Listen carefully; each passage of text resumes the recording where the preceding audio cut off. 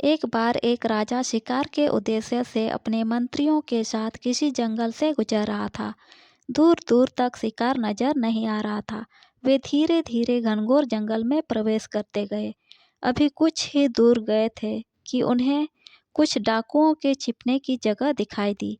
जैसे ही वे उसके पास पहुंचे कि पास के पेड़ पर बैठा तोता बोल पड़ा, पकड़ो पकड़ो, एक राजा आ रहा है, उसके पास बहुत सारा सामान है, लूटो लूटो, आओ जल्दी आओ।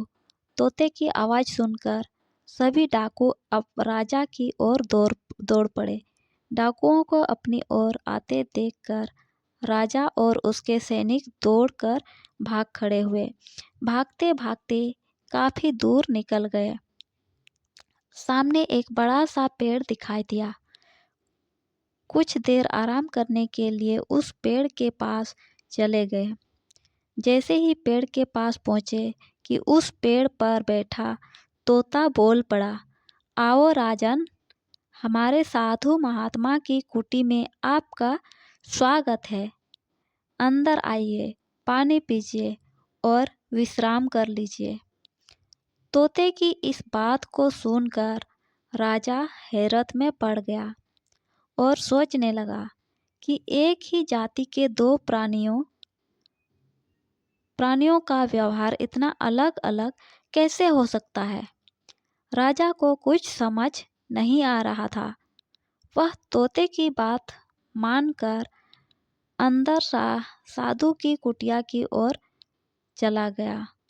साधु महात्मा को प्रणाम कर उनके साथ बैठ गया और अपनी सारी कहानी सुनाई और फिर धीरे से पूछा, महाराज, इन दोनों तोतों के व्यवहार में आखिर इतना अंतर क्यों है। महात्मा धैर्य से सारी बातें सुनी और बोले, ये कुछ नहीं राजन, बस संगति का असर है। डाकुओं के साथ रहकर तोता भी डाकुओं की तरह व्यवहार करने लगा है और उनकी ही भाषा बोलने लगा है, और जो जिस वातावरण में रहता है वह वैसा ही बन जाता है।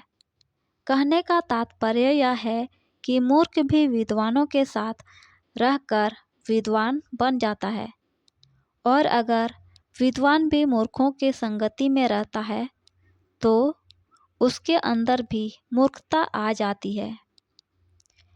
इसीलिए हमें संगति सोच समझकर करनी चाहिए। तो ये कहानी आपको कैसी लगी कमेंट करके ज़रूर बताइए और चैनल को सब्सक्राइब कर दीजिए।